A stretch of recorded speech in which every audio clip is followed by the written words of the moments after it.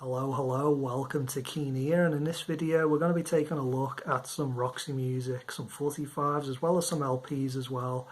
This isn't a complete collection though, I don't have everything that Roxy music released. I'm mostly interested in their earlier stuff in particular. Once you get to the late 70s and into the 80s, my interest in Roxy music really does start to fall away. And I can't tell you how many times I've passed on a copy of Manifesto or Flesh and Blood. The copies of that album kind of constantly, come up in record fairs and record shops, and I've just passed on them time and time again. Might pick them up one day, but generally I'm really only interested in the early 70s up to about the mid 70s in particular. And that's just a great time. They were one of the best groups at that time as far as I'm concerned. They're up there with Bowie and Queen and everything. They let me really wear a truly great group at that time. So anyway, let's start with their first album. It's this debut self-titled album. Yeah, just a great record. It's a great debut album. I love the experimentational elements on this. I love the more sort of it's got like, it kind of goes between being experimental and non-experimental, with every sort of coming track. It's sort of a real great mix. And it's I believe Roxy Music, when they were recording these albums, they thought early on that they weren't going to go anywhere. They were going to release a couple of records and maybe they'd have a bit of success with a few people and that would be it. But no, the UK record buyers in particular really took them on board and they really liked them. They had quite a lot of success. They had UK #1 albums, and the singles did quite well too. So yeah, they were very popular at the time, more popular than they thought. And I love the way the music sort of changes in this. You get something on side 2, like where is it? It's If There Is Something. It is a 6.5-minute track, and in the way it just sort of starts one way and it blends and it alters and it changes into another track entirely. It's just amazing, really, and it's just a great album. It's the UK early press, very nice sounding album. All Roxy Music albums are generally very well recorded, and you can get a nice pressing of it, which this is. An early UK press is one of the best versions you can get. Makes it sound even that little bit better. So yeah, really great. Moving on now to this great follow-up. This is For Your Pleasure. A bit more darker, this album. A bit more experimental maybe, but still really, really good. And these albums, if you want to get into like 70s rock, more art rock with a bit of a glam, I suppose, this should be high up on your list. If you go into record fairs when they open up again, and things start to get back to normal, this should be a hard target to track down. Really good. This is the record again, Pink Rim Island. Really great recording. It sounds great. It was recorded at Air Studios, I believe. Really great quality pressing, using the original master tapes. Well put together. Just sounds fantastic. One of the best sounding records you can kind of get, really. Certainly my collection. Next we move on to this, Stranded. Again, great recording. I kind of say that about all these records, really.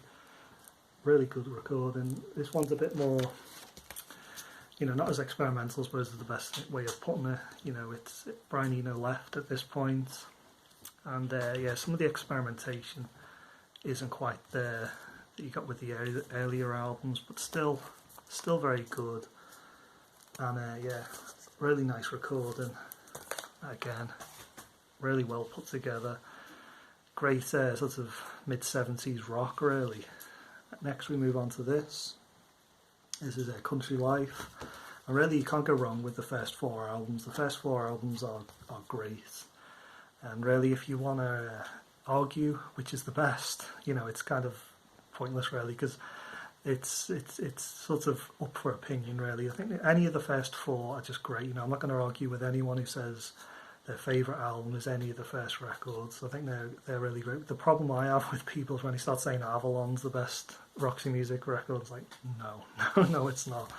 The stuff they put out much earlier is way better than Avalon. This is the golden period for Roxy Music.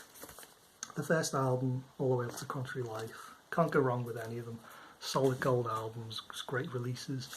And then you get to Siren. This is a good album, but it's not, this is when the wheels start to wobble a little bit. I think this is just covering ground that Country Life covered, really. And yeah, it's a good album, but I think this started to run low on ideas, really, with this one. But still well worth tracking down, particularly if you find it cheap. There's nothing wrong with it, it's just not quite as good as everything else that they released. The label is at least a little bit different with this one. It's got a custom label, Jerry Hall on it there. Just nice record, but I think if it was released by any other group, it'd be, higher up. If the 4 other albums that Roxy Music released didn't come before, it probably, maybe be, by comparison, would be a bit better, but it's not. It's just a bit weaker, really. Anyway, this is the final album I'm going to be showing. It's Avalon, and yeah, this is just it feels like a Brian Ferry sort of solo album. This to me, really, it's good. It's well recorded, and there's got some good material on it, but I think it's a bit bland, really. Generally, definitely not one of Roxy Music's best albums or anything like that. And I think, like I said, the stuff they released earlier, from the early to mid-70s, is way more interesting, way more vibrant, and way more to go, really. It's just generally better material as far as I'm concerned. This is just, it just feels like a lot of Brian Ferry solo stuff to me, really. But it's still quite good, I'm not saying it's bad, I'm just saying it's not as good as their best, in my opinion. Let's take a look at some 45s, not many. Got a Virginia Plain, great, single, great song that Roxy Music released very early, something they put out particularly early in there. I believe this came out before their first album was released in the UK, and yeah, this is great. This is, it sort of, it really, it really is a great Roxy Music track. Virginia Plain. It's one of their standout tracks, sort of thing. And on the B-side is The Number, and what I like about Roxy Music at this time, which is something a little bit different, really, to what other groups were doing, I suppose, at the time, in the 70s.